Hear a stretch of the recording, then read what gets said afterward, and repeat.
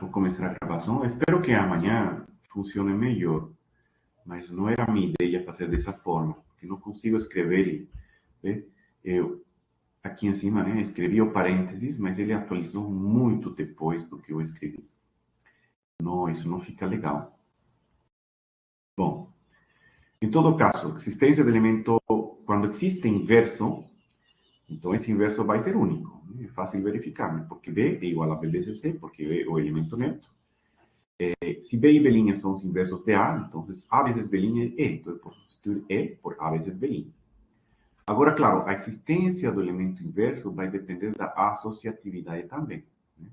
Se a propriedade é associativa, eu posso trocar os parênteses de lugar e B vezes A se torna E, e isto aqui é igual a B', pela definição do elemento neutro. Por isso que os inversos são únicos. O inverso é único para um elemento quando a operação é associativa. Vocês podem ver isso aqui. A operação sendo associativa, o inverso vai ser 1. Agora, se a operação não for associativa, é interessante buscar algum exemplo, né, no qual vocês têm uma operação que não é associativa e vocês consigam encontrar dois inversos distintos. Eu não tenho um exemplo agora, né, mas se alguém está interessado em verificar isso, é um exercício também interessante. A primeira definição importante que a gente precisa é a de grupo abeliano. Um conjunto vai ser um grupo abeliano quando temos uma operação de G vezes G em G que satisfaz as seguintes operações. A operação, usualmente, é denotada pelo símbolo mais, né? Porque se trata de uma operação comutativa, né? Grupo abeliano. Essas propriedades que um grupo abeliano deve satisfazer são associatividade, comutatividade, existência de elemento neutro e existência de elemento inverso. Né? E como já vimos lá em cima, né?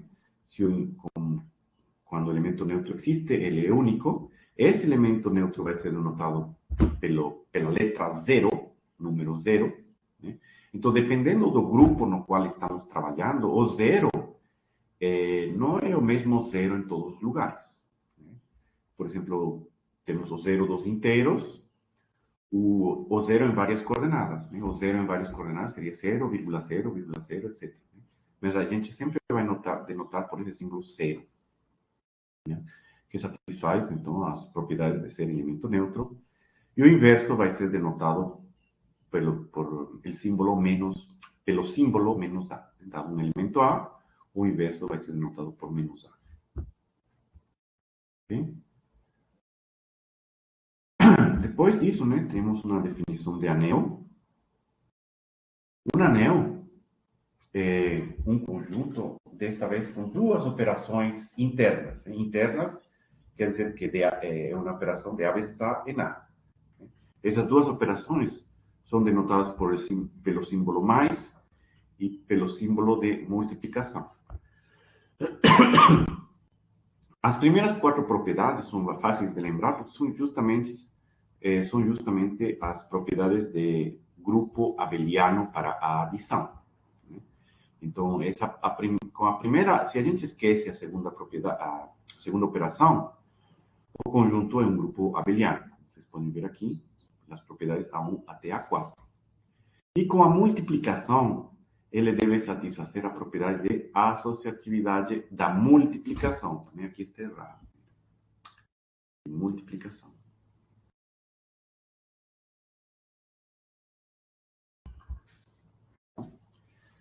E, finalmente, a distributividade da multiplicação em relação à adição. A vezes B mais C vai ser A vezes B mais A vezes C, e B mais C vezes A é B vezes A mais C vezes A.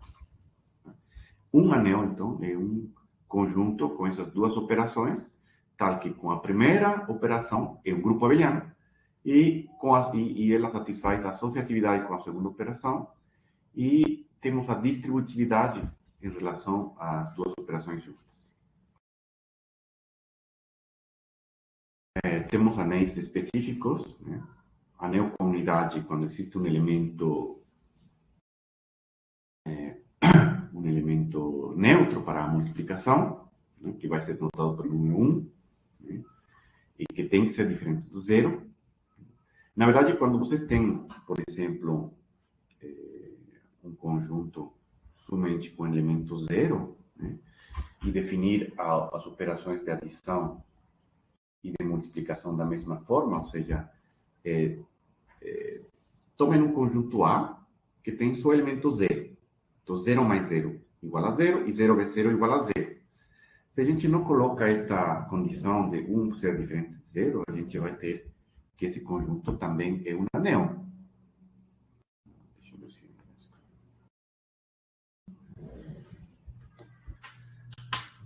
sincronizar.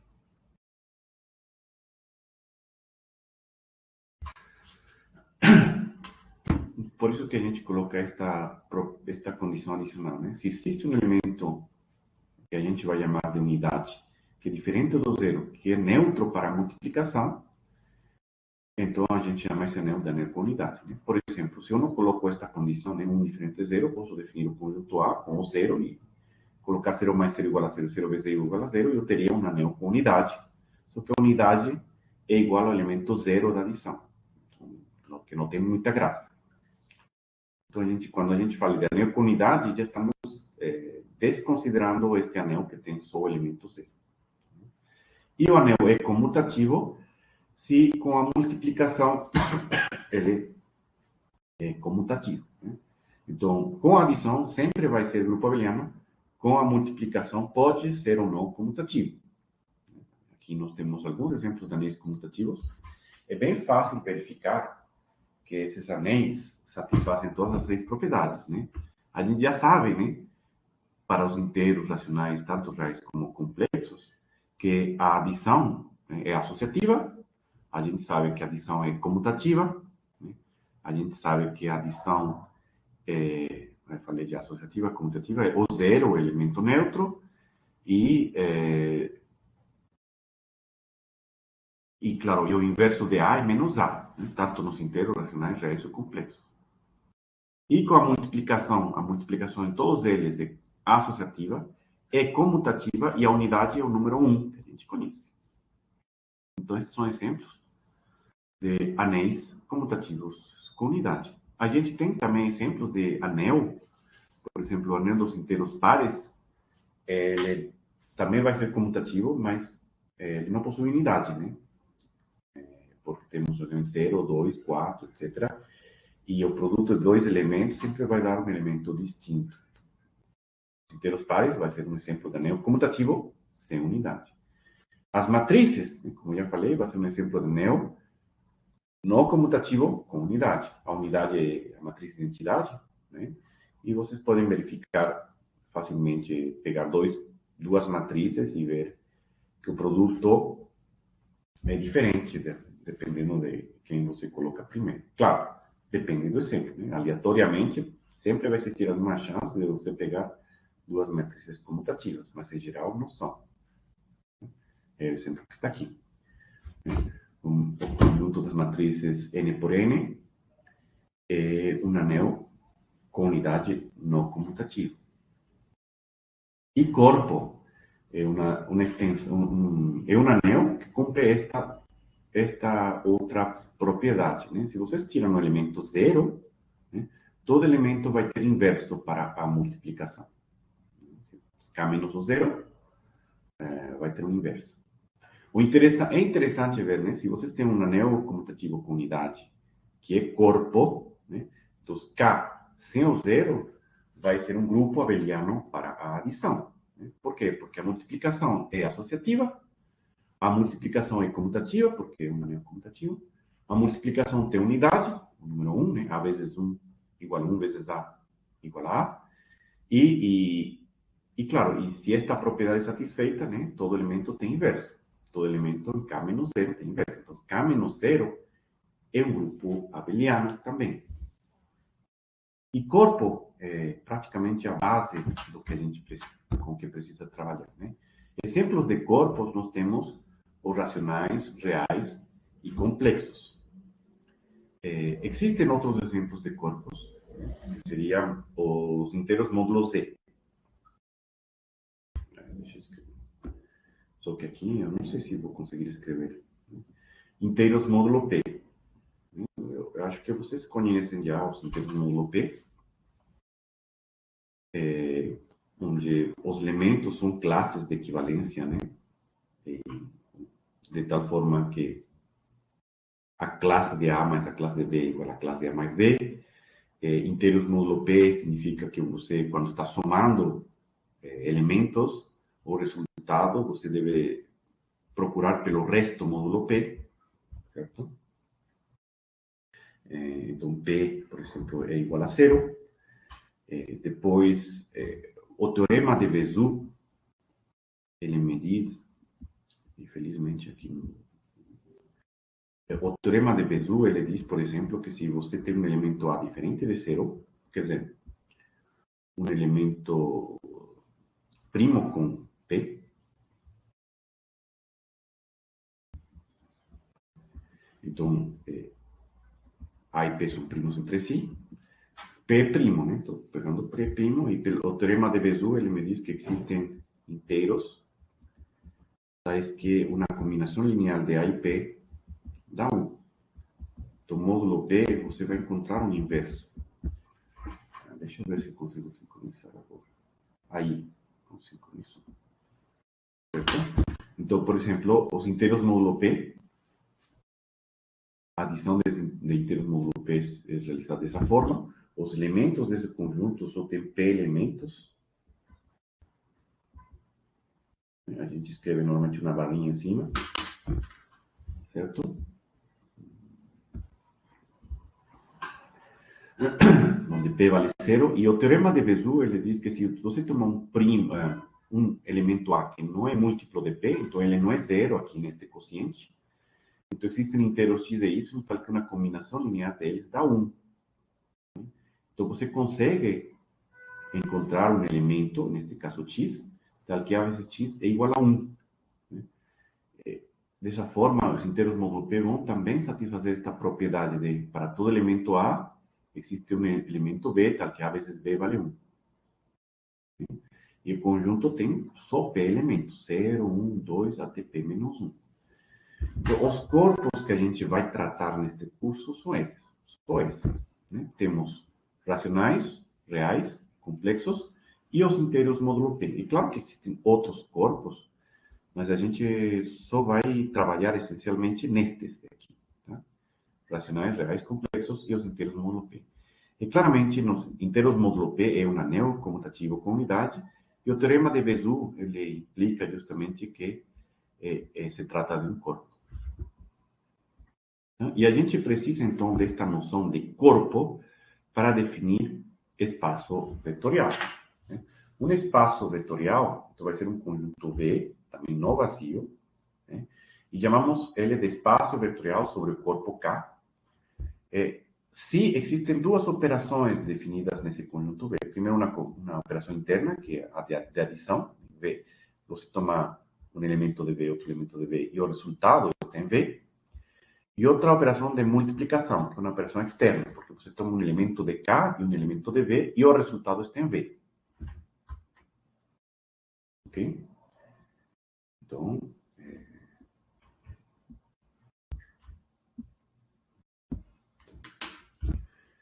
e essa multiplicação a gente chama de produto escalar, ou produto por escalar. Não, os elementos do corpo, então, vão ser chamados de escalares. E essas operações devem satisfazer as seguintes propriedades. As primeiras 4 são as propriedades que a gente conhece de grupo abeliano, né? Para a adição. A operação de adição é uma operação interna, né? Você toma 2 elementos de V e obtemos um elemento de V. Então, 1 mais V, V mais U, né? Comutatividade, associatividade, existência do elemento neutro. Então, vamos ter um vetor que se chama vetor nulo, que também vamos denotar por 0. Okay? A mesma notação do elemento 0 do corpo K. Então, muitas vezes, você tem, por exemplo,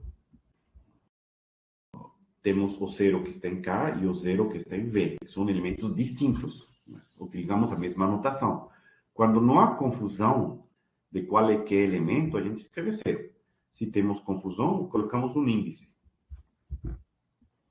Ok?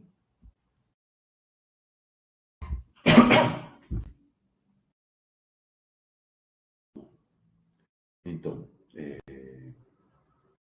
com adição, então temos essa aqui, que está aqui embaixo, tá vendo? Opa, não está aqui embaixo, peraí. Bom, temos as primeiras 4 propriedades, significa que o conjunto, o grupo abeliano com operação de adição. Depois temos mais outras 4 propriedades. Então é bem fácil lembrar. Grupo abeliano são as 4 usuais, né? E depois temos umas propriedades com a multiplicação, né? A e B são elementos do corpo K. Aqui, produto escalar, produto por escalar com um vetor U, né? Que vai ser a mesma coisa que primeiro multiplicar B por U e depois A por esse resultado, né? Sempre o resultado vai ser um vetor. E a multiplicação pelo elemento neutro de K me dá o próprio elemento, o próprio vetor, certo? Essas duas propriedades. E temos os dois tipos de distributividade, né? Distributividade do escalar com a soma de vetores, ou a distributividade de soma no corpo K com o produto escalar por um vetor. Tá? Essas são todas as propriedades. Uma vez que a gente conhece de cabeça a operação, as operações do grupo abeliano, é fácil lembrar todas estas operações de um corpo. Como eu falei antes, né? Zero, né? temos que tomar cuidado, né? Zero é um vetor aqui, né? Porque estou somando 2 vetores, o resultado é claramente um vetor. Mas eu posso tomar o zero do corpo K, né? Que é outro elemento distinto. Um elemento que está em K, não está em V, são coisas distintas. Mas a gente utiliza, por abuso de notação, a mesma letra, mas significa coisas diferentes, mas tem propriedades similares, né? O zero de um corpo K também satisfaz estas duas propriedades que estão aqui, né? Dentro do corpo K. Só que aqui este zero satisfaz essas propriedades dentro do grupo V, que vai ser um espaço vetorial. Então, quando existe a confusão de que elementos estamos falando, vamos colocar um índice, né? Zero índice K para o zero do corpo K e zero índice V para o zero do espaço vetorial V. Tá? Mas se não existe confusão, a gente vai escrever zero e pelo que está escrito ali, a gente vai saber de que zero estamos falando. Por exemplo, aqui, né? Para cada vetor U, existe um vetor menos U, tá? Que menos U mais U é zero, então, obviamente, este zero é um vetor. Né? Porque existe zero em V, que satisfaz esta propriedade, então este zero é um vetor. Tá? Então, os elementos do espaço vetorial são chamados de vetores, e os elementos do corpo K são chamados de escalares, foi o que já falamos agora há pouco. Normalmente a gente utiliza a expressão, né, de o K espaço vetorial para indicar que é um espaço vetorial sobre o corpo K. Né? Se a gente escreve só espaço vetorial, supõe-se que sabemos de que corpo K estamos falando. Né? Então, todo corpo, por exemplo, é um espaço vetorial sobre si mesmo. Ou seja, o corpo K, que é um corpo, ele é também um espaço vetorial. Eu ia escrever aqui as coisas, mas enfim. As duas operações são as conhecidas, né?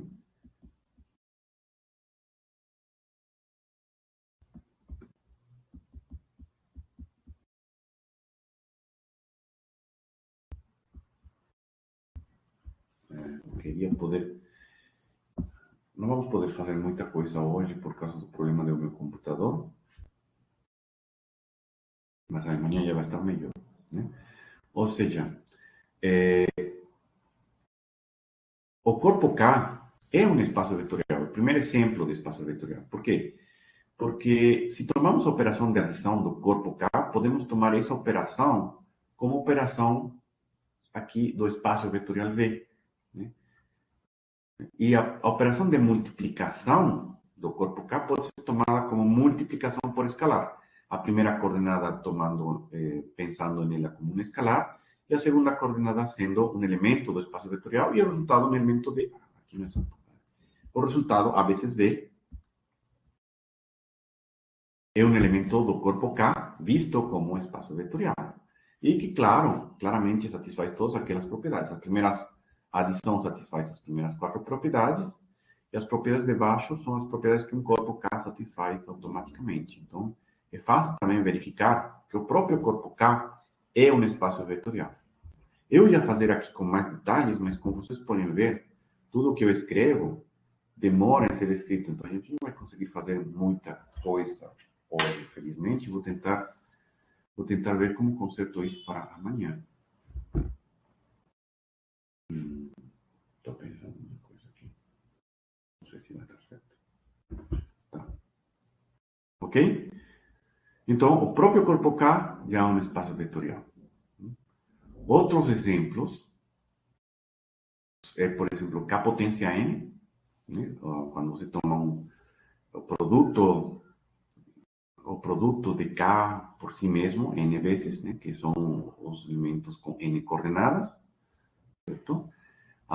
Com as operações aqui, a adição de vetores, simplesmente somando coordenada por coordenada, e a multiplicação por escalar, né? A vezes isso aqui, que vai dar também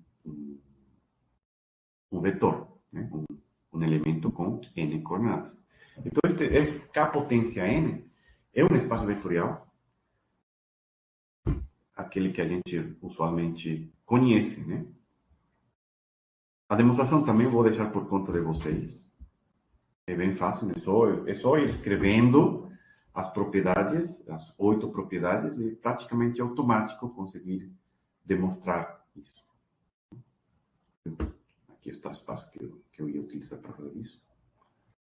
Outro exemplo é dado pelas sequências. As sequências também é um espaço vetorial. O que são sequências? Né? É pegar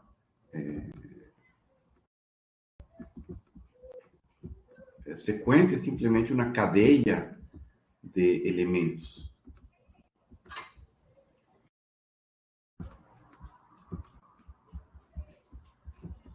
Deixa eu ver se eu consigo sincronizar aqui. Então, é praticamente K potência N só que K potência uma infinidade de coordenadas. Né? Então, um elemento, uma sequência, simplesmente a gente denota dessa forma. Né? A N, entre parênteses, com N que frequências naturais, que significa que você está tomando A0, depois A1, A2, A3, etc, etc, etc. Com soma e multiplicação, também coordenada por coordenada. Né? Da mesma forma que em K potência N. Eu vou fazer detalhadamente isso mais tarde para vocês. Outro exemplo interessante é a demonstração, de novo aqui, acho que não vou conseguir fazer a definição, né, de soma. Eu tomo duas sequências, a soma é simplesmente a soma coordenada por coordenada. Sim? E a multiplicação por escalar é multiplicação do escalar por todos os elementos da sequência.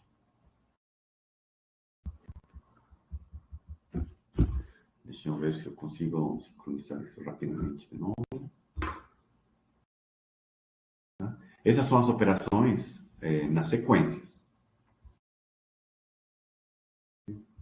Só um minuto. Não, a sequência ficou para depois. Quando aparecer isso aí, aí está. A soma está definida assim e a multiplicação por um escalar dessa forma. Lembrando que isto significa escrever, significa esta sequência, isto significa a mesma sequência, só que B0, B1, B2, etc. E quando você soma, está somando coordenada por coordenada. Isso significa, então, na primeira coordenada, 0 mais B0, na segunda coordenada, A1 mais B1, na terceira coordenada, A2 mais B2, etc. Né? E multiplicação por escalar, né? Se vocês estão tomando um elemento A do corpo, A vezes a sequência significa multiplicar A por cada uma das coordenadas. De novo, é fácil provar que o conjunto de sequências, que a gente vai denotar assim, com coordenadas no corpo K, é um espaço vetorial sobre o corpo K, não? Ou um K espaço vetorial. Não importa qual seja o corpo. E a mesma coisa temos para polinômios. Né? Um conjunto, se tomamos k de x, que seria, a gente vai denotar dessa forma, o conjunto de todos os polinômios, né? Que são tipo cadeias também, como são como sequências, do que a gente, a cada coordenada, associa uma potência de x. E chegamos a uma certa potência, né? Ou seja, existe um número natural, tá? Que eu consigo escrever o polinômio dessa forma. Então, cada polinômio tem um número finito de coordenadas, digamos assim, não nulas. Né? E adição e multiplicação de polinômios, como a gente conhece, né? Então, não é exatamente a mesma coisa que o conjunto de sequências e a operação de multiplicação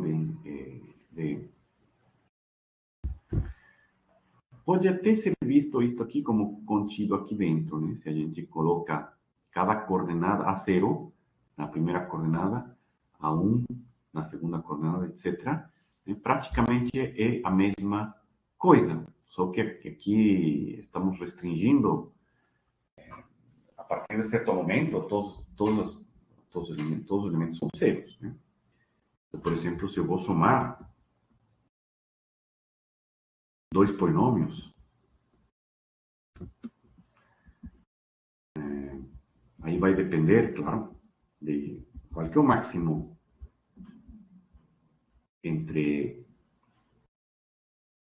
qual que é a máxima potência que aparece.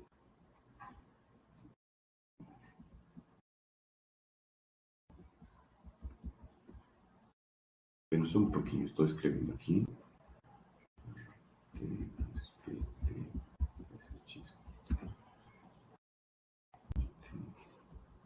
Máximo entre M e M.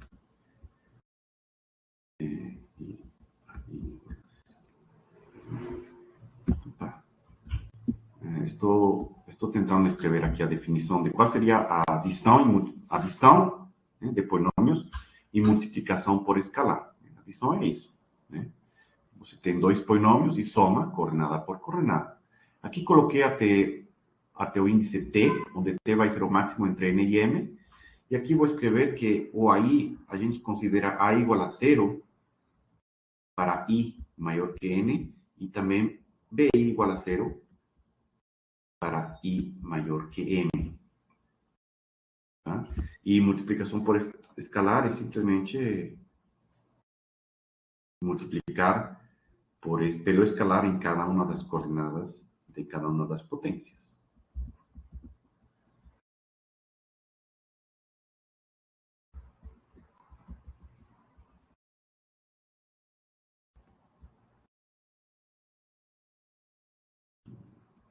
Ok? Deixa eu ver se eu consigo compartilhar, sincronizar.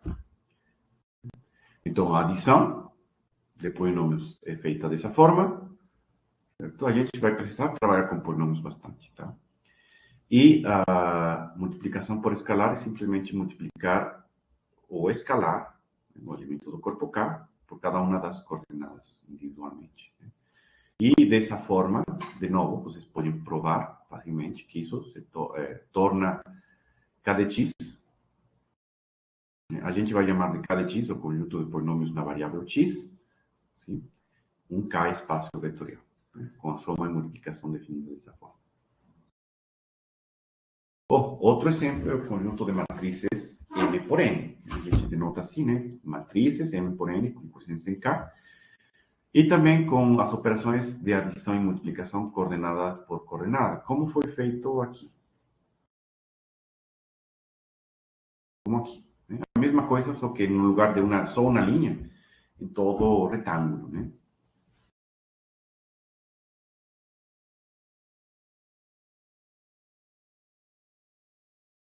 Deixa eu ver. Vou tentar escrever. Então, por exemplo, a gente vai denotar desta forma. A IJ.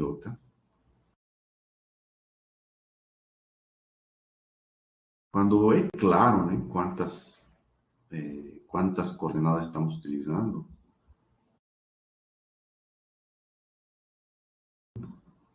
linha, coluna, né? Peraí.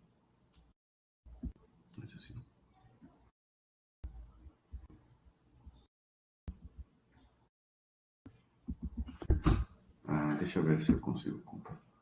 pensar rapidamente. Tipo assim.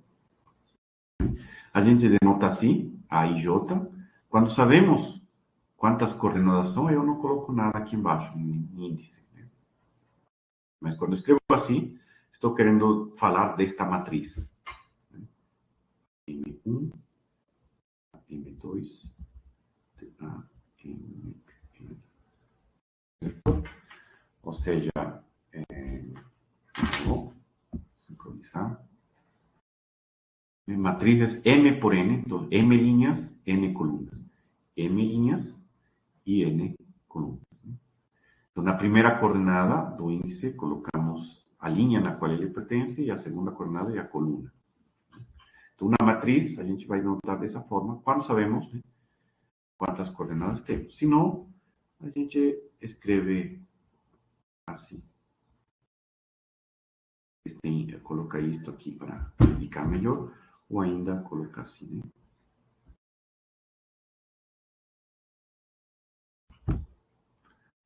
Deixa eu sincronizar de novo. Então, quando está claro quantas coordenadas tem essa matriz, a gente escreve simplesmente dessa forma.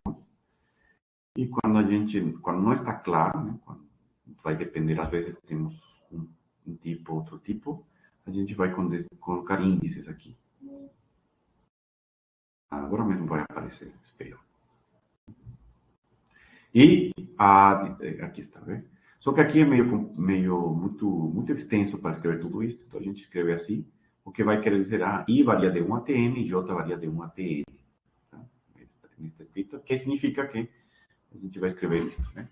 Isto aqui significa isso. Então, a soma de matrizes é simplesmente coordenada por coordenada, né? E a multiplicação de matrizes vai ser multiplicar o escalar por cada uma das coordenadas. Dessa forma, o conjunto de matrizes também se torna um espaço vetorial. Outro exemplo de espaço vetorial é o conjunto de funções de um conjunto X qualquer, não vazio, no corpo K. Então, todo elemento aqui é simplesmente uma função, né, de X em K. E definimos soma de funções da seguinte forma, né? Tomamos f mais g, vai ser outra função, tal que para cada elemento de X, sua imagem vai ser f de X. Sim? Nas matrizes aí, mesmo sem a comutatividade, sim, ela é um corpo? Não. Então, o conjunto de matrizes é um espaço vetorial. Isso, ela é um espaço vetorial. Sim. Não é um corpo. Não é um corpo. É um anel, na verdade. Podemos dizer. Não, também não é um anel. Porque vê aqui, é matriz M por N. Eu não posso multiplicar duas matrizes M por N. E você sabe que para multiplicar duas matrizes, o número de colunas da primeira matriz tem que ser igual ao número de linhas da segunda matriz. Então, se o número de colunas não é igual ao número de linhas da outra, você não consegue multiplicar essas matrizes. Então, neste conjunto de matrizes, você tem a operação de adição de matrizes e a operação de multiplicação por escalar. Então, um elemento do corpo K multiplicado por uma matriz. Aqui não temos a noção de multiplicação de duas matrizes. Não existe multiplicação de duas matrizes aqui. A menos que eu faça, por exemplo, M igual a N. Matrizes quadradas. Nas matrizes quadradas vai existir multiplicação. Então, eu posso definir uma operação de multiplicação interna nas matrizes. Com isso, esse conjunto de matrizes se torna um anel, um elemento unidade, que seria a matriz identidade, naquela com uma diagonal, ela satisfaz a propriedade de ser a identidade para a multiplicação. Mas, como você sabe, né, não podemos... A comutatividade não funciona para as matrizes em geral. Então, vai ser um anel não comutativo com unidade. Matrizes N por N. Ou seja, se você tomar o conjunto de matrizes N por N, a coeficiente em K, aí sim podemos definir uma multiplicação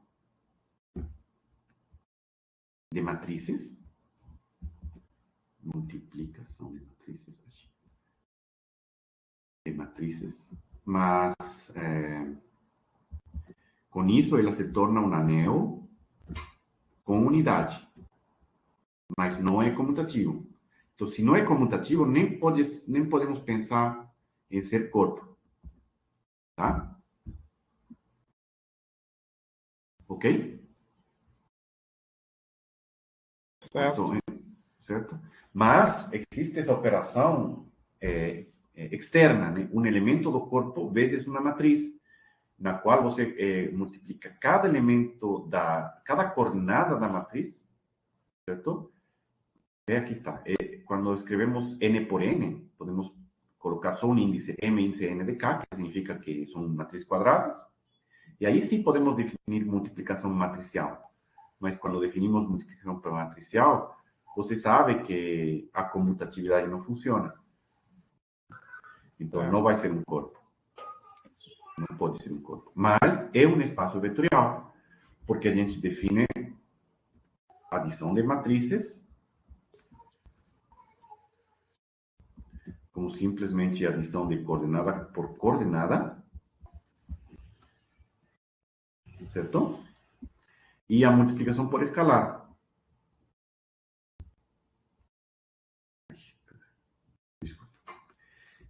Você pega um vetor, e se um vetor não, um elemento do corpo, multiplicar pela matriz significa multiplicar esse elemento do corpo por cada coordenada da matriz, que a gente escreve da seguinte forma. Deixa eu ver se eu atualizo isso.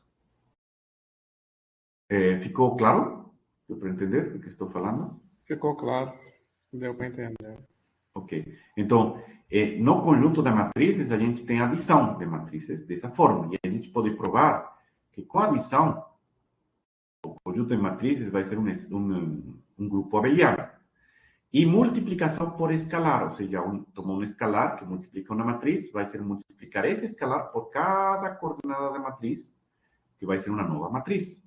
E também podemos provar que satisfaz as 4 outras propriedades que tornam o conjunto de matrizes um espaço vetorial. Ok? Agora, definir multiplicação de matrizes, temos que tomar cuidados a que tipo de matriz, né? Se eu tomo realmente este conjunto aqui com m e n diferentes, não consigo definir uma multiplicação aqui.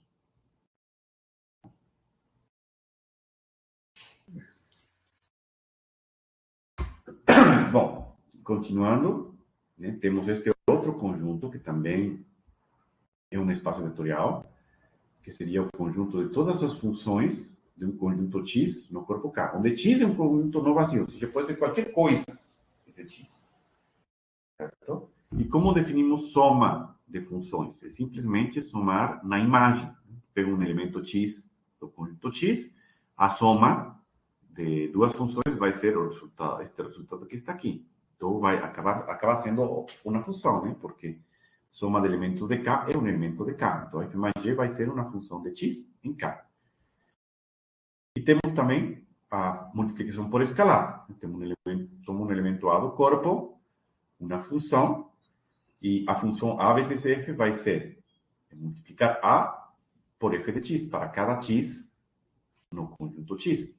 E com essas operações também podemos provar que isto aqui é um K espaço vetorial. Tá?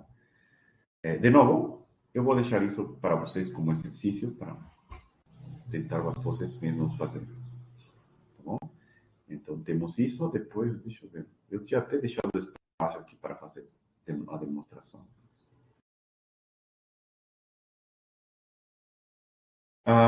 Bom, então na notação, né? Quando a gente fala espaço vetorial sobre os reais, a gente vai dizer simplesmente espaço vetorial. Se a gente fala de espaço vetorial, tá bom, se supõe que é sobre os reais, tá? A menos que já tenhamos definido o corpo K antes, né? Vai depender tudo depende do que está escrito antes. Mas se a gente não falou nada, absolutamente nada antes, e a gente seja este espaço vetorial, se supõe que estamos falando sobre os reais, né? Ou seja, nosso corpo estándar, né? Nosso corpo padrão vai ser os reais. Mas podemos trabalhar sobre outros corpos também. Nos corpos, né, temos algumas propriedades bem interessantes que sempre são, quer dizer, nos espaços vetoriais, né? Temos algumas propriedades que sempre são satisfeitas.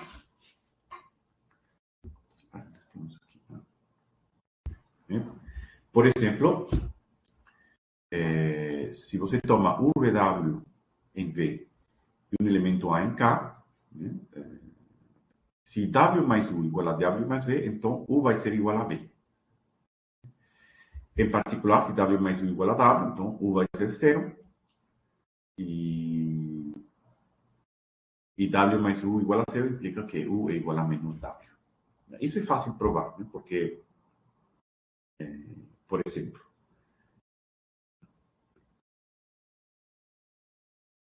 isso aqui também, de novo, é uma demonstração que vocês mesmos podem fazer, mas eu acho que dá tempo. Estamos quase acabando a aula 1.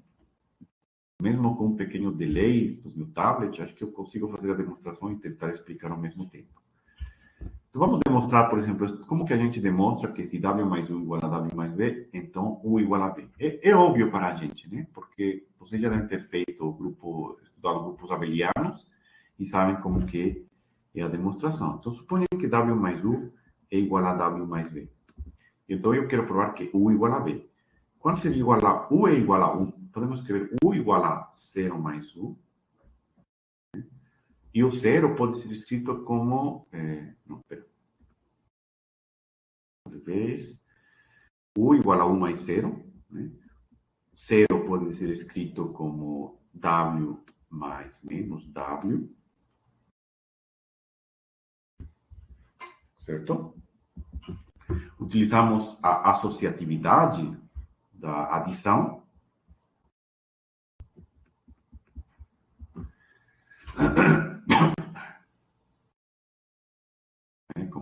Como já falei, né?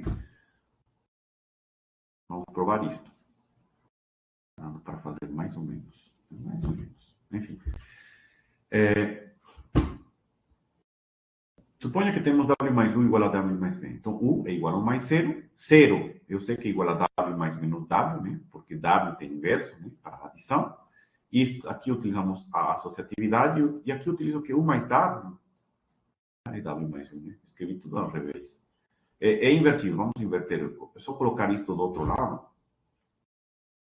Não deu certo a demonstração, né? Tá vendo? Aqui é W mais 1. Então, U é igual a 0 mais 1, a gente tem que escrever invertido. E o 0 é igual a menos W mais W. Isso vai ser igual a menos W mais W mais U. Tudo invertido. Só inverter todas as somas para que acabe escrito W mais U. E W mais U é igual a W mais V. Então, isso vai ser igual a menos W mais W mais V. E, de novo, utilizamos a associatividade.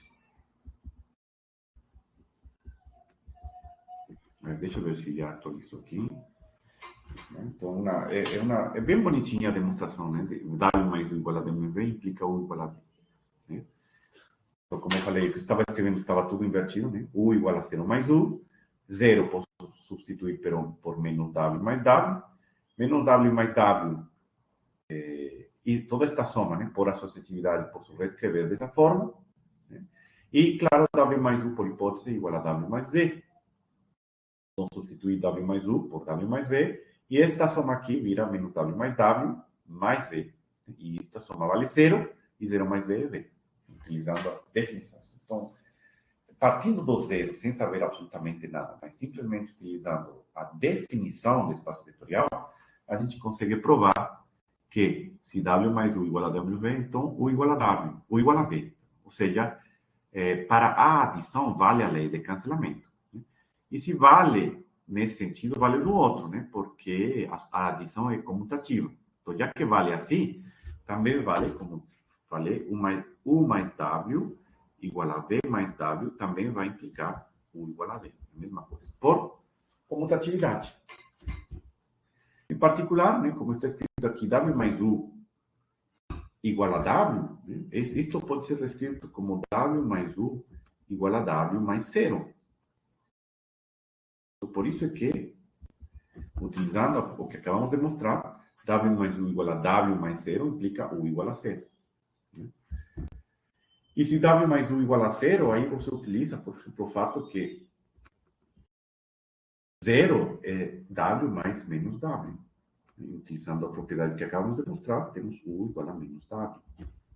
Certo? Vou sincronizar. Vamos ver se apareceu aqui. Ou seja, aqui, de W mais U igual a W menos V, provê que U igual a V.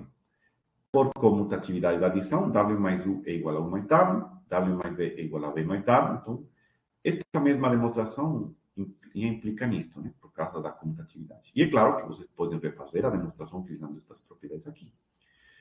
E a seguir, né? W mais U igual a W, por que implica que U igual a zero? Porque W mais U é igual a W mais zero. W pode ser escrito como W mais zero. Utilizando esta linha que está aqui, número, isto aqui, nós temos que U, então, vai ser igual a zero. Da mesma forma, se W mais U igual a zero, podemos reescrever zero como W mais menos W, então W mais U igual a W mais menos W, então U é igual a menos W também. Então, essa lei de cancelamento a gente utiliza bastante, certo? Outra coisa é que, por exemplo, não está nas propriedades que zero vezes V é zero. Né? Zero do corpo K, multiplicação por escalar, um vetor V, vai dar igual a zero, o vetor zero. Né? E da mesma forma, um escalar K, um escalar A em K, vezes o vetor zero de V, vai dar também zero em V. Então, esta zero vezes V igual a zero e A vezes zero igual a zero são operações distintas, né? Aqui este zero está em K e aqui este zero está em V. E o resultado é zero em V. Como seria a demonstração de zero vezes V igual a zero, por exemplo? Vocês podem escrever, por exemplo, zero vezes V igual a zero mais zero vezes V, que seria igual a zero vezes V mais zero vezes V. Então, isso implica zero vezes V igual a zero.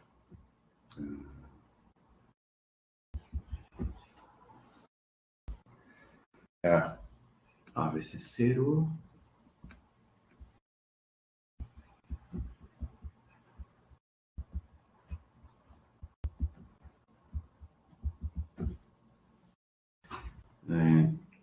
A gente vai utilizar, na verdade, esta propriedade que está aqui.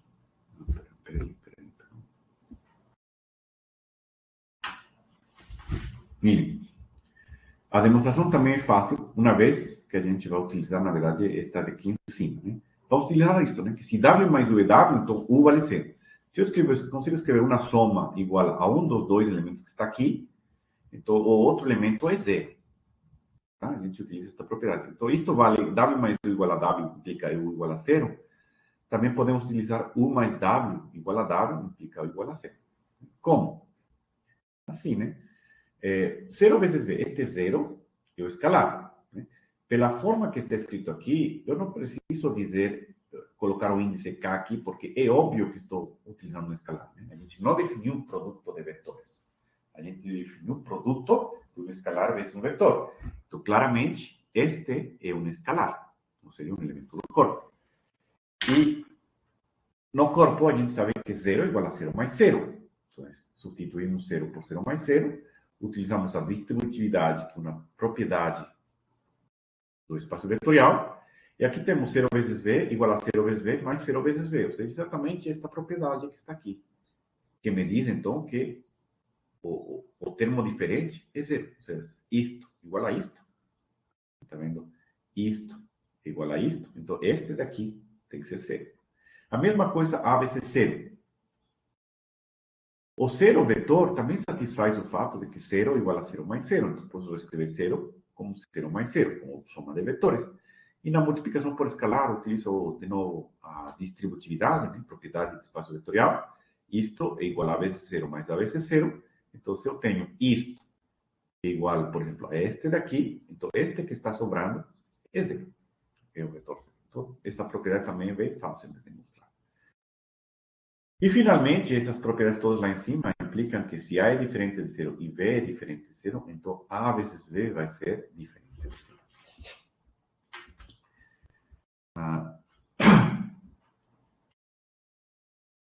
Como que a gente prova isso?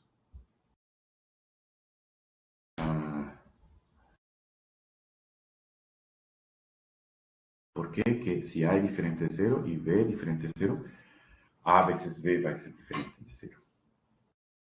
Deixa eu ver.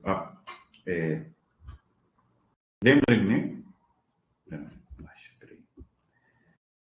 Uma implicação pode ser transformada em uma disjunção, né?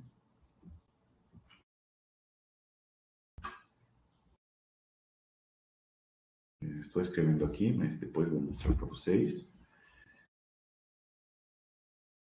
Não, acho que não.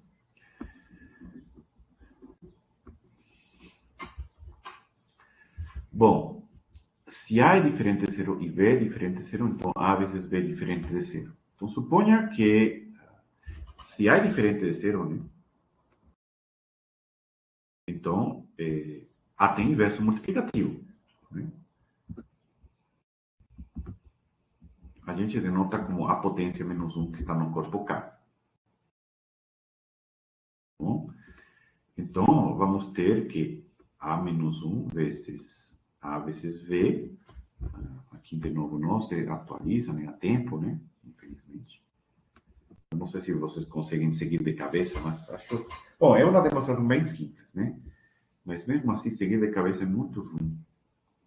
Vai. Se é diferente de zero, tenho um inverso multiplicativo no corpo K. Então, eu posso escrever A menos 1 vezes A vezes V vai ser igual a menos 1 vezes A vezes V. Isto vai ser igual a V. E V é diferente de zero. Então, isto é diferente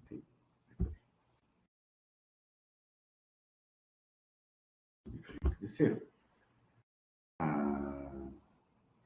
V é diferente de zero, mas não era isso que eu queria provar, né? Mas eu utilizo, espera aí.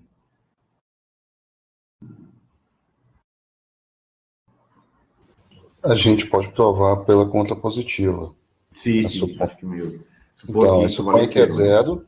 supõe que a tese ali, o negócio, o produto é zero, Aham, aí supõe que A é diferente de zero. Aí a gente chega que V é igual a zero, acabou.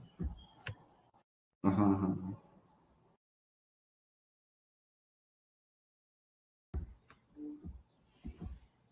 Utilizamos o que está lá em cima.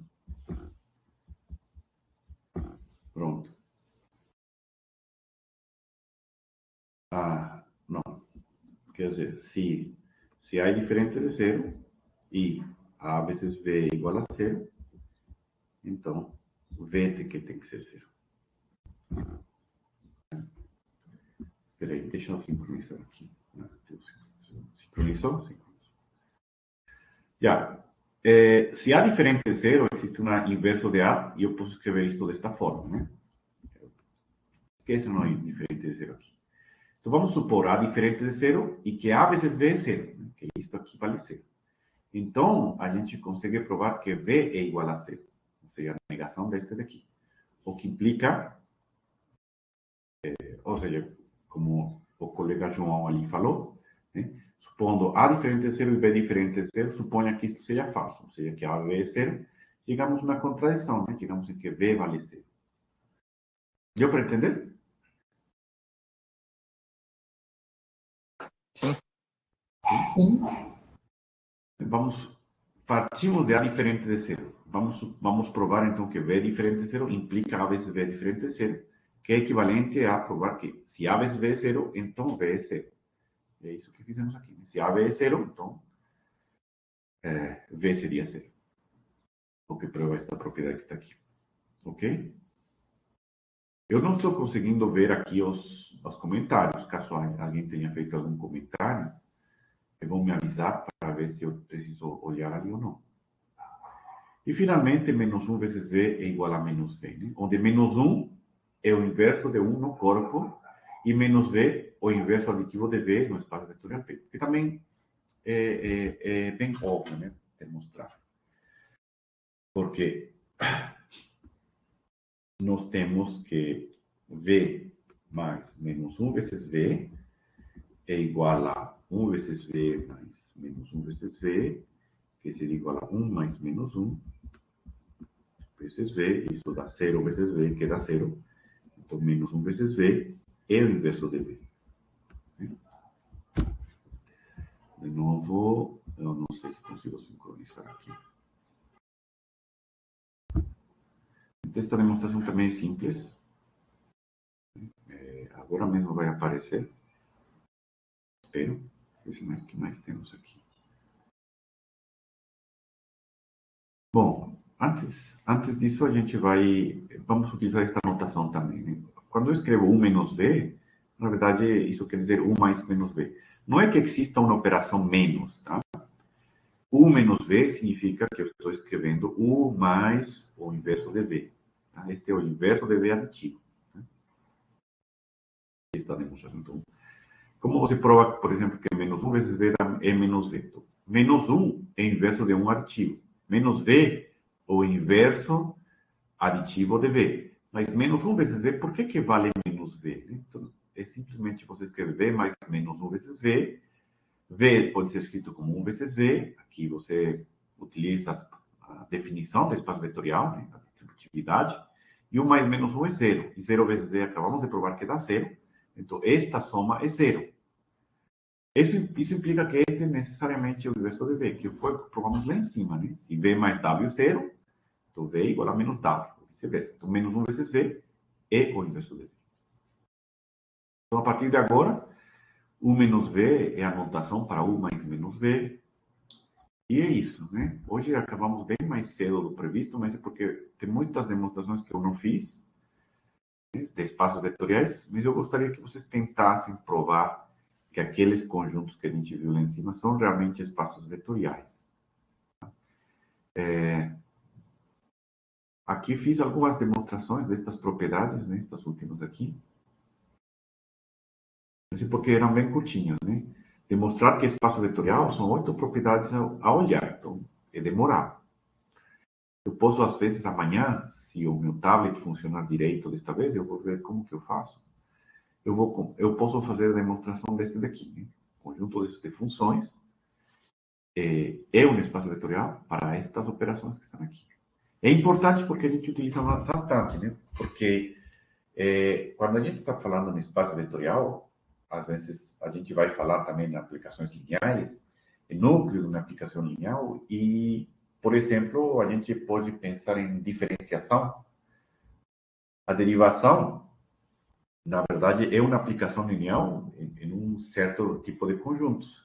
E encontrar o núcleo disso equivale a, por exemplo, a encontrar as soluções de uma equação diferencial. São exemplos bem interessantes de onde podem ser aplicados espaços vetoriais. Então, amanhã eu vou fazer esta demonstração. Estas aqui acho que eu não preciso fazer porque são bem simples, né? É realmente coordenada por coordenada. Vocês só pegando as coordenadas, vão fazendo e provam estas 8 propriedades que estão aqui. Usando coordenada por coordenada para cada uma delas, que vai dar certo, tá bom? A única que eu vou fazer amanhã vai ser esta, das funções. Das funções, né? Inclusive esta daqui de polinômios é fácil de provar também. Considerando quando somamos polinômios é complicado, né? Porque a gente precisa saber qual é o maior grau aqui. Por isso que eu coloquei seja t, o máximo entre n e m, e a gente escreve dessa forma, aumentando zeros em alguns coeficientes, caso seja necessário. Né? A índice i vai ser 0 para i maior que n. Então, você adiciona zeros nas potências de x que estão faltando para poder fazer a soma polinomial. Uma vez feito isso, fica fácil demonstrar também as 8 propriedades de espaço vetorial. Alguma dúvida? Deu para entender? Espaço vetorial, eu acredito que muitos de vocês já estudaram. Né? Como vocês estão vendo, a gente está vendo, vamos ver toda a teoria de uma forma um pouquinho mais teórica, com alguns exemplos práticos. E nas listas de exercícios que vocês vão praticar realmente demonstrações, exercícios, essa mistura dessas duas coisas simultaneamente. Na primeira aula não consegui fazer do jeito que eu queria, porque o meu tablet não funcionou.